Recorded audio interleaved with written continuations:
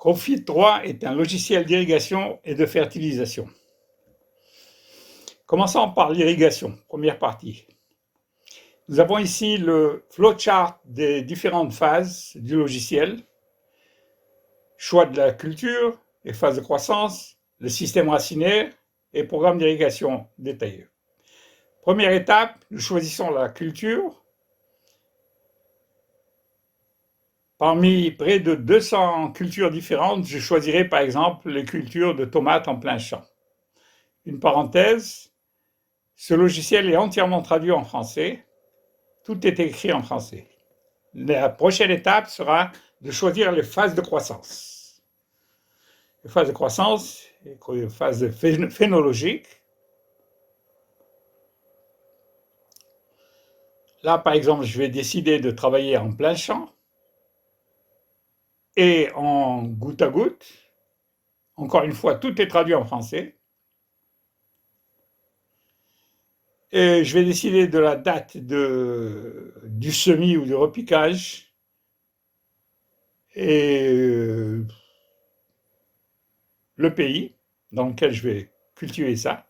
Prenons un exemple, je vais cultiver ces tomates de plein champ au Kenya, dans la région de Nairobi.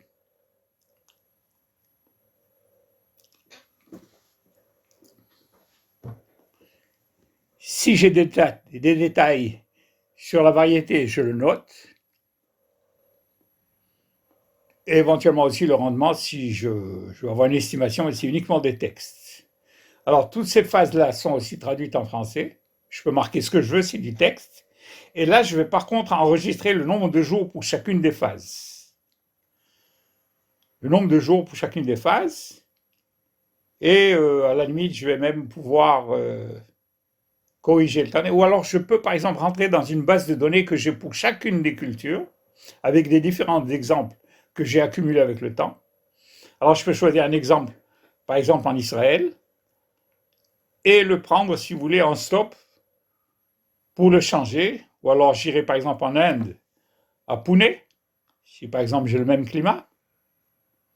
Ou encore, je vais choisir un exemple, voilà, à Nairobi, au Kenya. Voilà, comme puisque je décidais de faire au Kenya. Et là, je peux prendre cet exemple-là et changer, par exemple, la date du repiquage, du semis. Par exemple, là, je veux faire ça le 4 juin. Voilà.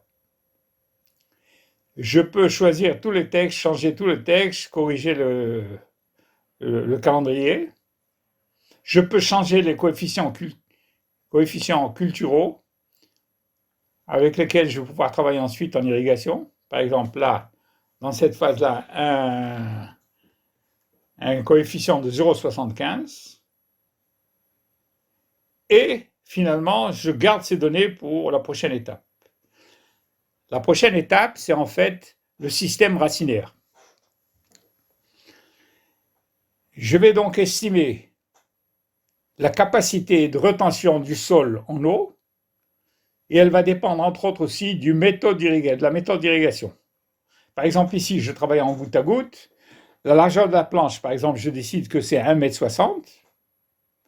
Le nombre de lignes sur la planche, par exemple, 2 lignes. L'espacement entre les goutteurs, prenons un exemple, 25 cm entre les goutteurs. Le débit de chaque goutteur, par exemple, 1,6 litres. La distance entre les lignes. Et finalement, il me calculera la pluviométrie du réseau. Je vais marquer aussi les données de la capacité d'échange cationique, d'échange par exemple de rétention d'eau, et du point de flétrissement, pardon, ok. Et l'écart entre elles, c'est la capacité de rétention d'eau, le pourcentage de surface irriguée, qui peut changer en fonction de la méthode d'irrigation et du nombre de lignes, et je vais par exemple aussi dessiner ou définir la forme du bulbe d'irrigation.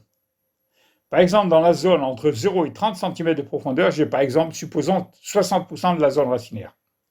Entre la zone 30 et 60, j'ai par exemple 20%, et le reste, par exemple, va être les 10 derniers pourcents de le système racinaire. Voilà, alors j'ai défini la profondeur de ma zone racinaire, Et en fait, maintenant, j'ai défini la forme du bulbe, la capacité de rétention d'eau du sol, en fonction de ces données, de sa texture, du système d'irrigation, du système et des écartements que j'ai.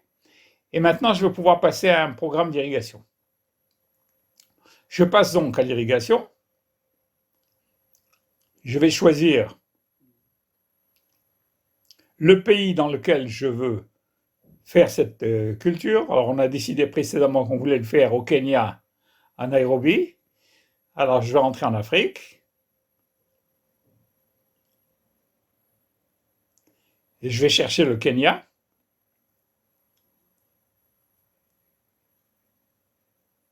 Et là, je vais chercher Nairobi.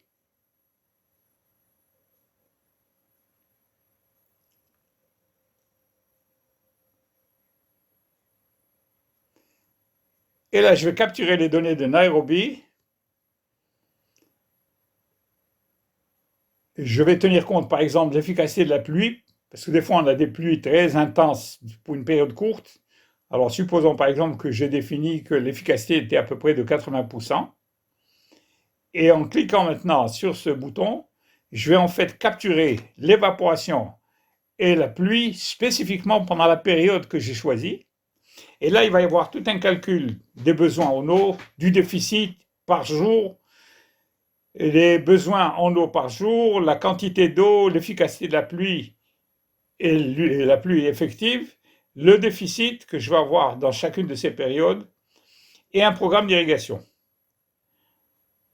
Je vais décider comme ça le nombre d'irrigations, l'intervalle entre ces irrigations, la quantité que je vais appliquer chaque fois, le nombre de mètres cubes pour chacune des phases et la totalité des besoins en eau que j'aurai pendant toute la saison.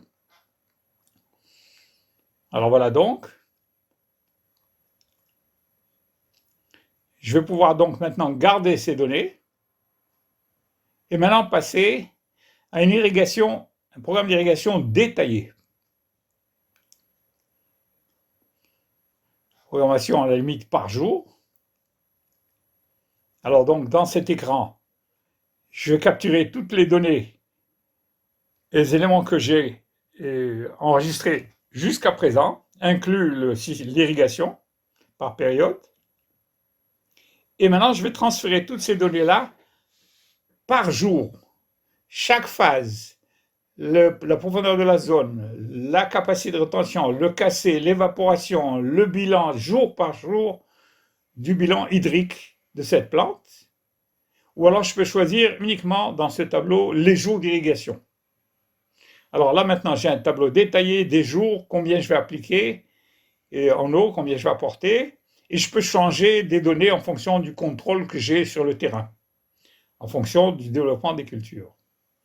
Je vais garder maintenant ces données-là, et là en fait j'ai un programme d'irrigation détaillé. Le logiciel a été développé par Elrar Gad de Elgad Agro System.